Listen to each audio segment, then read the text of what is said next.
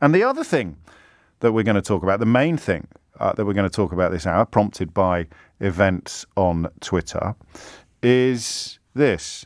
The writer and campaigner Jack Monroe, very much a force for good in this country now for quite a few years, has been addressing the question of the cost of living and the reported 5% rise in the cost of living. And it's a thread on Twitter, which for the uninitiated means a succession of tweets, because there's a character limit on the tweet. So you link a load of threads together, a load of tweets together, and you call it a thread.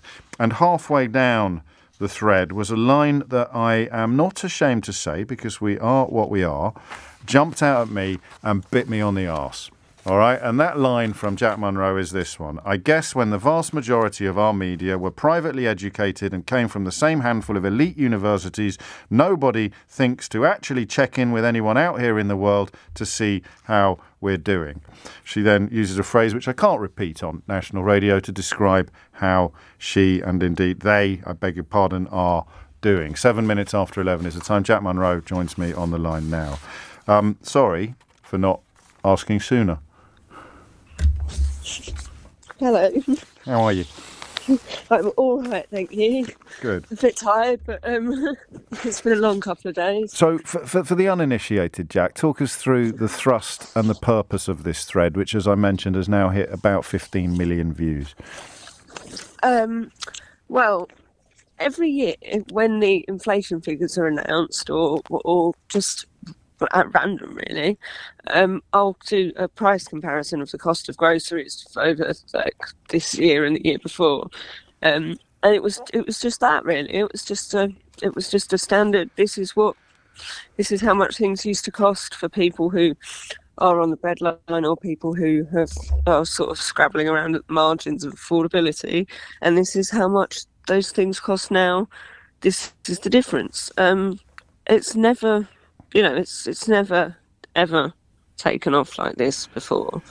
Which speaks of both resonance and recognition, I think. You've exposed a reality that many people felt was not being reported or recognised. Well, they didn't just feel it. It wasn't being reported or recognised for reasons that you explain in your thread. So in a nutshell, it's the difference between a relatively context-free figure like 5% appearing in a news report, and the difference in what it would cost you to buy a tin of beans or a packet of pasta in the average supermarket today compared to what it would cost last month or last year.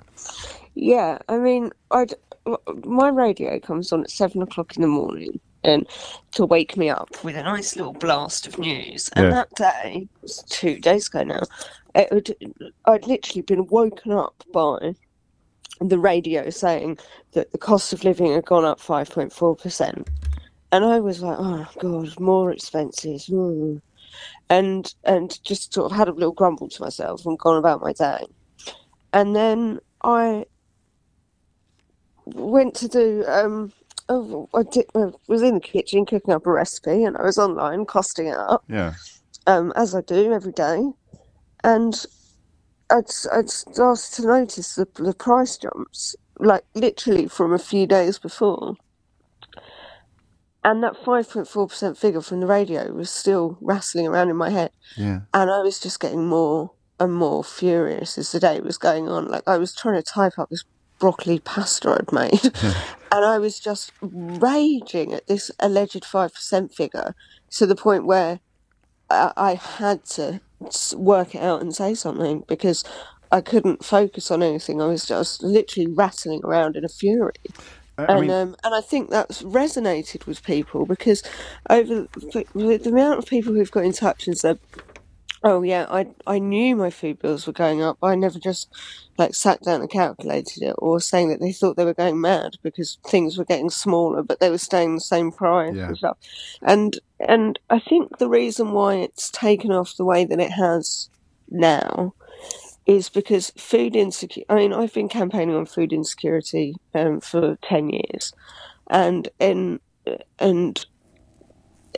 I suppose for a lot of people, food insecurity is something that has been an abstract problem that happens to other people. And the last 2 years, where people have lost jobs, or jobs have become insecure, or even when there were those food shortages at the start of the first lockdown. Food insecurity ceased to be an abstract concept that happened to the worst off, and became something that actually crept into the majority of households across the UK.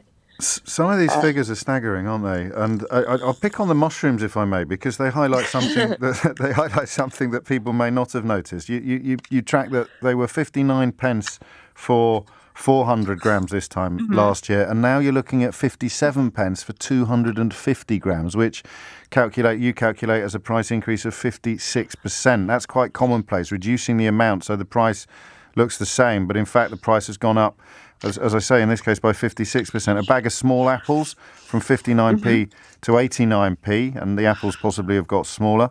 The apples are smaller. Yeah, they are half the size. They're like literally bites, like gone in a mouthful. bread from 45p to 58p, and baked beans, another staple, from 22p to 32p.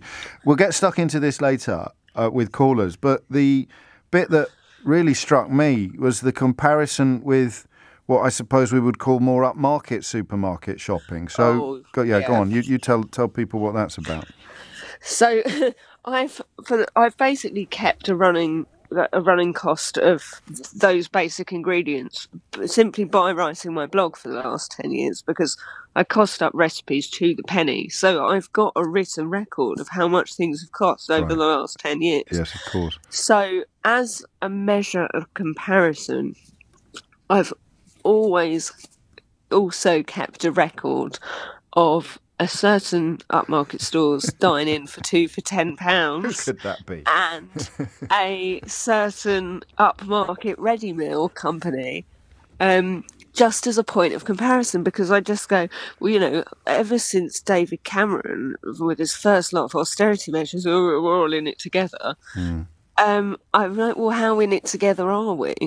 When basic stock cubes used to cost 10p in 2010, 2011, and they're now 40p. God. That's, but the ready meal was £7.50 in 2011 and is still £7.50 today. Now, if we were really all in it together, and that ready meal was subject to inflation at the same rate as, say, the cheapest rice at the supermarket, that ready meal would be nearly £26 today. And the dine-in for £2 for £10 would be £34.40. This isn't an opinion, this is just counting. If it had gone up, if your posh supermarket lasagna had gone up at the same rate as the cheapest packet of rice, it would now cost £25.80. Yeah. Which means people like me might have noticed more. Yeah, so actually the people who have the least are once again being asked to shoulder the financial burdens of balancing the books. And it's always the case. Now, that 55p price increase on a bag of rice, if that 55p price increase could have been put on a £7.50 lasagna, and I can tell you now that people buying the £7.50 lasagna would not even have blinked at it. No. You're right. Because if you've got £7.50 to spend on a microwave meal, you've got £8 to spend on it. Let's be fair. If you're that daft, all right. There's no need to get personal. Oh, that was a bit of a revealing response, James. We make our own these days, but every now and then, when you're in a hurry. It's going to be creeping up though, because I was trying to think. And I'll use myself as an example. I'm not ashamed, but I am embarrassed. There's a bit of a difference. And I live very centrally, so I rarely do a big shop. We'll buy for tonight's meal, and I try and go to the fruit and veg stall on the high road and all of that. So I don't. The only time I really notice if I'm doing the Christmas shop or something like that, and I think, crikey, that's That's way more than it was last year. Obviously, and for the record, I can afford it. But the longer this goes on and the bigger these increases become, the further up the socio-economic ladder this pinch is going to be felt. Yes, exactly. Because it's, as you know, firstly they take away the 10p stock cubes and they take away the 29p pasta and they take away and then the stuff that's on the bottom shelf becomes the products that, you know, the better off people and more middle class people buy. And the supermarkets don't stop there. They're not suddenly going to stop creeping prices up and stop disappearing value range products just because they've shafted the poorest. They're constantly pushing prices up. When I was a teenager, I worked in a supermarket.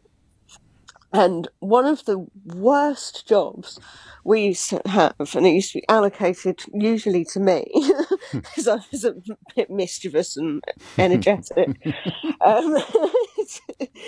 was in the morning, the pricing guns would download all the price changes for the shelf edge labels for the grocery department across the entire store, and there'd be about 200 prices that would be being slowly shifted up on a daily basis by a matter of pennies, so subtle that people wouldn't notice, but over time the price incrementally rises to such a point where they can then knock 20p off and justifiably call it a rollback or a sale. Yeah, of And course. so prices are creeping up literally on a daily basis. There is some teenager with a pricing gun whose job it is to wander around the supermarket every single day and gradually shift prices upwards on hundreds of products. And that has been going on since time immemorial. You were, I'll say famously, for want of a better word, managing to feed yourself and your son when you first came to prominence as a campaigner and as a chronicler of our age on £10 a week. Is it worse or easier? I mean, objectively, is it worse or better now than it was then, 10 years ago? At the beginning of austerity, just after the beginning of austerity. Hugely worse. Really? I've recalculated that exact £10 shopping basket recently, and it comes to about £18. While benefits have remained frozen, wages have remained frozen. So over the last 10 years, the cost of food for people who are on the absolute margins, because let's be honest, absolutely nobody is buying smart price cornflakes for fun. You know, nobody is eating, 29p pasta and 45p rice because it's enjoyable or, a zany challenge. If you are scrabbling around buying the white labelled basic of goods in the supermarket, it's because you have to. And now you get about half of the amount that you would have done 10 years ago. And last year I did a series of shops for £20. And I'm doing a piece for the Financial Times at the moment, where I'm basically redoing one of those shops, and instead of seeing how much that shop would cost, it's simply taking out things from the basket when it exceeds £20, so like laying out the same photo but minus about half of the products and going, this is what £20 got you a year ago, and then the same picture with half the things missing saying, this is what £20 gets you today. I'll look out for that. It is getting more and more and more difficult for people on the margins, and that's not even taking into account the enormous hike in gas and electricity prices, Of course. which again will disproportionately affect people who are on the least economic tariffs or on key meters, as key meter prices are extortionately higher than normal. It's a phenomenon known as the poverty premium, where it basically is more expensive to be poor. Because when you've got money, you can buy in bulk. You can buy better quality goods that last longer. You can invest money in savings accounts that generates interest. You can, when you don't have two pennies to rub together, you've got to basically work within the margins of absolutely nothing. Well, okay. And eventually that grinds you down. Well, of course it does, and you write very powerfully about how that feels as well for people unfamiliar with your work. I'll just read you a quick text because I think it will make you smile. This lady's food price research needs to be reported more widely, and her laughter is so infectious. There you go, covering all the bases. What can we do? I mean, what should we do? A regular feature? What can we do, Jack? So, I'd be up for a regular let's do it. feature. Let's do it. Let's make it happen. But Because this isn't going to get better anytime soon, is it? And people are going to need help navigating the waters that you describe so powerfully. No, and do you know what, James? It's the last 3 days have been somewhat astounding for me. Yeah. Because really I'm not doing anything differently to what I've been doing for the last 10 years, and I'm certainly not alone. I'm not the only anti-poverty campaigner out here in the wild. No. But You're my favourite. It seems I think I might be the noisiest. Yes. But it seems I mean, I've got over the last few months I've been hugely depressed. I've been feeling absolutely like nothing ever changes.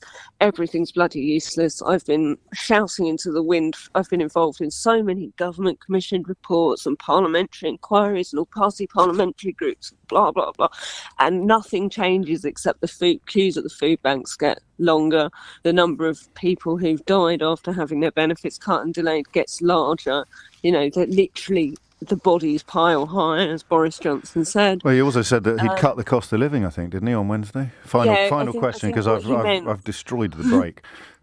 I think what he meant was he's cut the cost of the living by simply, by simply refusing to bloody support people anymore. Well, but really, this has been wild in how many people have sat up and taken notice, and it almost feels like it's sort of fizzing on the sort of edge of change, and it's almost palpable, it's almost graspable. So let's keep at it. Okay. Let's keep the momentum going. Let's keep reminding people that that we're getting shafted in multiple ways, and let's try to help people navigate these murky waters. And I'll let you sort your break out now. Well, thank you, but we'll do this. We'll work something out, and we'll keep this front and centre, and I don't know whether it touches the sides of the other things you go through, but there's so much love and admiration and gratitude for you out there. I feel like I need to remind you of that sometimes.